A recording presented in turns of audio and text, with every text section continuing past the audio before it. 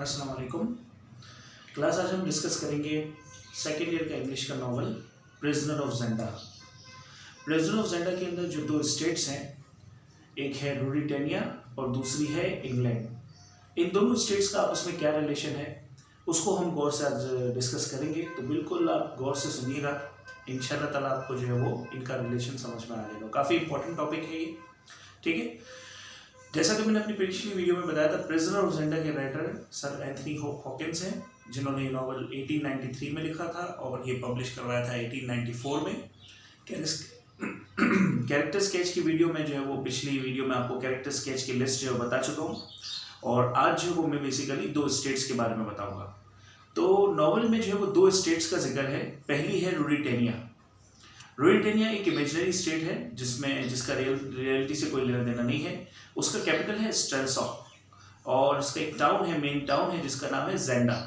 तो अब अगर रूरिटेनिया एक इमेजिनरी कंट्री है, स्टेट है, तो स्ट्रेलसॉक और जेंडा भी यकीनन इमेजिनरी है। और इसी तरह एक दूसरे कंट्री का जिक्र किया गया है जो कि है England. And as we know कि England is not imaginary country. तो इंग्लैंड में एक शहर लंदन और एक जगह है पार्क स्ट्रीट। तो इनका आपस में क्या रिलेशन है वो देखना है, ठीक है। तो सबसे पहले बात करते हैं रूरिटेनिया के ऊपर। रूरिटेनिया एक रियासत है, एक स्टेट है, जहां पर हुकूमत थी एल्फबर्ग्स नामी खानदान की। एल्फबर्ग्स, ठीक है। अब एल्फबर्ग खानदान की खास बात ये थी कि उनके रेड कलर के बाल हुआ करते थे और पॉइंटेड नोज हुआ करती थी, राइट। मतलब जो भी यानी कि उनके लोग होते थे उनके रेड हेयर हुआ करते थे, पॉइंटेड नोज हुआ करती थी, ठीक है। और जो यानी कि बादशाह होता था उसका नाम होता था रुडोल्फ। तो पहला बादशाह उसका नाम था रुडोल्फ वन, फिर इसके बाद Rudolf second, Rudolf third, Rudolf fifth, इस तरह से सिलसिला चल रहा था, राइट। अच्छा, अब इसके बाद हुआ ये कि रुडोल्फ वन के बाद जब रुडोल्फ टू आया तो वो रुडोल्फ टू जो है वो घूमने फिरने के लिए इंग्लैंड गया। इंग्लैंड में लंदन गया। लंदन में एक जगह थी पार्क स्ट्रीट, वहाँ गया ये। पार्क स्ट्रीट में जब जाए ये वहाँ गया तो वहाँ पर इसके ताल्लुकात जो वहाँ के बड़े बड़े लोगों के साथ कायम हुए। ऐसी बात है, खुद भी एक किंग था तो इसका उठना बैठना, उसके ताल्लुकात जो बड़े लोगों में हुए। तो पार्क स्ट्रीट का एक काउंट था जिसका नाम था जेम्स, उससे उसकी दोस्ती हो गई। फिर उसके बाद इस रुडोल्फ सेकंड की मुलाकात जो वो काउंट की जेम्स की वाइफ से हुई जिसका नाम था काउंटेस अमेलिया। रुडोल्फ सेकंड और काउंटेस अमेलिया के दरमियान जो वो कुछ रिलेशनशिप बनने शुरू हो गए, कुछ इलीगल रिलेशनशिप बने। और जब वो रिलेशनशिप बनने शुरू हुए तो उसके बाद जो है वो कुछ अखबार में जो वो लिखना शुरू कर दिया गया कि भाई वो एक रूरिटेनिया का एक किंग है एल्फबर्ग, और उसके अलावा ये काउंटेस है, काउंटेस अमेलिया। अच्छा, ये जेम्स जो था उसका ताल्लुक था इंग्लैंड की एक बहुत बड़ी फैमिली रजनडाइल से। जेम्स रजनडाइल, इसकी wife countess Amelia. Countess Amelia और रुडोल्फ टू का रिलेशन बन रहा था, इलीगल रिलेशन था। अखबार में लिखना शुरू कर दिया गया कि भाई एक एल्फबर्ग का और रूरिटेनिया का जो है वो एल्फबर्ग का और रजनडाइल का जो वो रिलेशन बन रहा है, ठीक है। और इस तरह से जो है वो लिखा गया। तो जब जेम्स ने ये न्यूज़ सुनी तो उसको काफ़ी गुस्सा आया और उसने जो है वो अपने तौर पर मालूमात इकट्ठी करनी शुरू कर दी कि ऐसा कुछ है या नहीं है। और उसे पता चला कि भाई इसी तरह की जो वो कहानी चल रही है रुडोल्फ सेकंड के अंदर और काउंटेस अमेलिया के दरमियान। इसके बाद फिर जेम्स ने जो है वो रुडोल्फ सेकंड को जो है वो चैलेंज किया ड्यूएल के लिए, और रुडोल्फ सेकंड ने उसके जो है वो चैलेंज को एक्सेप्ट कर लिया। और फिर इसके बाद जो है वो इनका ड्यूएल का जो टाइम था वो सुबह 8 बजे था। अप्रैल का मंथ चल रहा था, सर्दियाँ चल रही थी, और ड्यूएल का जो सुना है कि टाइम जो वो कोई सुबह 8 बजे ही होता है। तो इनकी ड्यूएल हुई और इस ड्यूएल में जेम्स ने जो है वो रुडोल्फ सेकंड को पूरी तरह से ज़ख्मी कर दिया, जबकि जेम्स को जो उस ड्यूएल के अंदर ज़रा सी भी तकलीफ़ नहीं आई। लेकिन उसे चूँकि वो सर्दियों के दिन थे तो लिहाजा उससे जो है वो बुखार हो गया और उसे जो है वहीं उठा के ले गए और अस्पताल में जो है वो एडमिट करवा दिया। जबकि रुडोल्फ सेकंड को जो है वो ट्रेन में जो है वो बिठा दिया गया था कि भाई तुम अपने कंट्री जाओ, कहीं ऐसा ना हो बादशाह मारा जाए तो कोई मुसीबत पैदा हो जाए।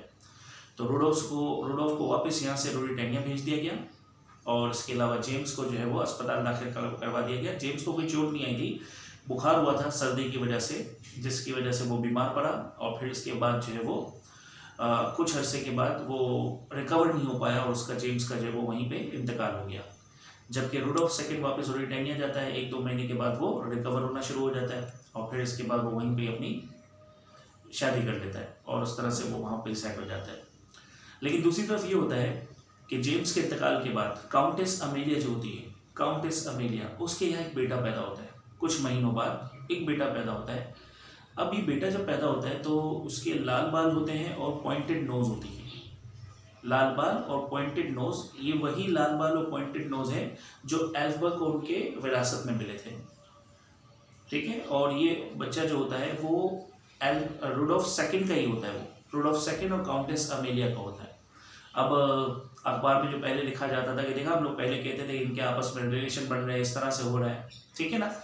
तो अब जब उनको और बोलने का मौका मिल जाता है कि भाई देखो हमने पहले ही कहा था, अब देखो एल्फबर्ग का और रज़नडाइल का कॉम्बिनेशन बन रहा है, ठीक है ना। लाल बालों वाले बच्चे अब यहाँ इंग्लैंड लंदन में पार्क लेन में भी पैदा होना शुरू हो गए। बहरहाल फिर कहानी आगे बढ़ती है। फिर रुडोल्फ सेकंड मैंने जैसे कि आपको बताया वो अपने मुल्क वापस जाता है, वहाँ पे वो शादी करता है। फिर इसके बाद उसका बेटा पैदा होता है, फिर वो किंग बनता है रुडोल्फ 3। फिर इसके बाद जो है वो शादी करता है, उसके बाद बेटा पैदा होता है रुडोल्फ 4। फिर रुडोल्फ 4 पे मैं स्टॉप कर रहा हूँ। फिर रुडोल्फ 4 पे मैं इस तरह से स्टॉप कर रहा हूँ कि रुडोल्फ 4 जो होता है वो फिर 2 शादियाँ करता है। एक अपने एल्फबर्ग घराने में शादी करता है और एक जो है वो दूसरे घराने में शादी करता है, नॉन एल्फबर्ग घराने में शादी करता है, ठीक है। नॉन एल्फबर्ग घराने में जो शादी करता है उसको मॉर्गेनेटिक मैरिज कहा जाता है। उसके ऊपर भी मैं इंशाल्लाह डिस्कस करूंगा। पहले जो पहली शादी की थी एल्फबर्ग फैमिली में, उसकी बात कर लेते हैं। एल्फबर्ग फैमिली में जो उसने शादी की थी वहाँ से उसे एक बेटा पैदा होता है, जबकि दूसरी बीवी से जो उसने शादी की थी जो नॉन एल्फबर्ग थी, वहाँ से भी उसे एक बेटा पैदा होता है। एल्फबर्ग फैमिली से जो उसे बेटा पैदा होता है उसका नाम भी जाहिर सी बात है कि ये एल्फबर्ग ही रखते हैं, और पूरा कंप्लीट नेम जो है क्योंकि किंग का नाम जो है वो रुडोल्फ रखा जाता है, तो रुडोल्फ एल्फबर्ग उसका नाम रखा जाता है, जो 4th से बेटा पैदा हुआ है और एल्फबर्ग फैमिली से पैदा हुआ है, ठीक है जी। उसके भी जो है वो लाल बाल होते हैं और नोकीली नाक होती है, ठीक है। मैं फिर से क्लियर कर दूँ, रुडोल्फ 4th 2 शादियां करता है। पहली करता है एल्फबर्ग फैमिली में और दूसरी करता है नॉन एल्फबर्ग फैमिली में। एल्फबर्ग फैमिली में जो उसने शादी की है उस बीवी से उसे बेटा पैदा होता है जिसके लाल बाल होते हैं, पॉइंटेड नोज होती है। उसका नाम, चूंकि वो एल्फबर्ग फैमिली से होता है तो एल्फबर्ग नाम रखा गया है, और यही बच्चा आगे चल के किंग बनेगा तो इसलिए इसको रुडोल्फ नाम दिया जाता है। रुडोल्फ एल्फबर्ग इसका फुल नेम होता है, राइट। इसके रेड बाल है और पॉइंटेड नोज है। इसी तरह इसने दूसरी शादी की थी नॉन एल्फबर्ग में, ठीक है। किंग अगर जो है वो अपने से लोअर फैमिली में शादी करता है तो उसे मॉर्गेनेटिक मैरिज कहा जाता है, ठीक है। और मॉर्गेनेटिक वाइफ जो होती है या मॉर्गेनेटिक वाइफ से जो बच्चे होते हैं उनको जो है वो किंग की प्रॉपर्टी में और टाइटल वगैरह में कोई हिस्सा नहीं मिलता। तो बहरहाल दूसरी बीवी से जो बेटा पैदा होता है उसके रेड बाल नहीं होते, वो अपनी माँ पे चला जाता है। उसके रेड बाल नहीं होते, उसके ब्लैक बाल होते हैं, और उसको नाम दिया गया है माइकल का, ठीक है। पहली बीवी से जो रॉयल फैमिली से जो बेटा है उसका नाम है रुडोल्फ एल्फबर्ग, और दूसरी बीवी से जो बेटा पैदा हुआ है जो कि मॉर्गेनेटिक वाइफ से हुआ है उसको नाम दिया गया माइकल का, ठीक है। दोनों आपस में जो है वो सौतेले भाई हैं, इनके रिलेशन वो सारी बातें हम लोग बाद में डिस्कस करेंगे, ठीक है। तो सिलसिला हमारा रुडोल्फ सेकंड से और फिर रुडोल्फ फोर्थ ने 2 शादियां की, उससे 2 लड़के पैदा हुए। अच्छा, फिर इसके बाद जब हम यहाँ पे आते हैं इंग्लैंड की तरफ तो काउंटेस अमेलिया भी जो है वो आगे जो उसका एक बेटा पैदा हुआ था जिसके लाल बाल थे। फिर वक्त गुजरने के साथ साथ काउंटेस अमेलिया की भी डेथ हो जाती है। फिर वो बच्चा लाल बालों वाला रज़नडाइल फैमिली में वो बड़ा होता है, वो भी शादी करता है, उसके अभी भी बच्चे पैदा होते हैं। अच्छा, उसके जो बच्चे होते हैं वो नॉर्मल, मतलब कि रेड बाल वाले नहीं होते, ना ही पॉइंटेड नोज वाले होते हैं, वो नॉर्मल इस तरह से होता है। फिर इसके बाद जब उनके बच्चे बड़े होते हैं तो फिर आगे 2 या 3 क्या कहते हैं जनरेशन्स के बाद रज़नडाइल फैमिली में एक लड़का पैदा होता है। उसी वक्त पैदा होता है जब क्या कहते हैं अपना रुडोल्फ 4th के यहाँ जब वो 2 लड़के, नहीं मैंने अभी आपसे डिस्कस किया था कि एक जो है वो एल्फबर्ग फैमिली से होता है और दूसरा जो है वो नॉन एल्फबर्ग से माइकल होता है। इसी दौर में रज़नडाइल फैमिली में भी एक लड़का पैदा होता है जिसके रेड बाल होते हैं और पॉइंटेड नोज होती है। चूंकि वो रज़नडाइल फैमिली से था इसीलिए उसका रज़नडाइल नाम रखा गया, और चूंकि इसके रेड बाल थे और पॉइंटेड नोज थी लिहाजा ये बच्चा जो है वो एल्फबर्ग फैमिली से काफ़ी मिलता जुलता था। मतलब इसके बाल और उसकी फिजिकल जो है ना फीचर्स वगैरह काफ़ी मिलते जुलते थे, इसीलिए उसका नाम जो है वो क्या रखा गया, रुडोल्फ रज़नडाइल।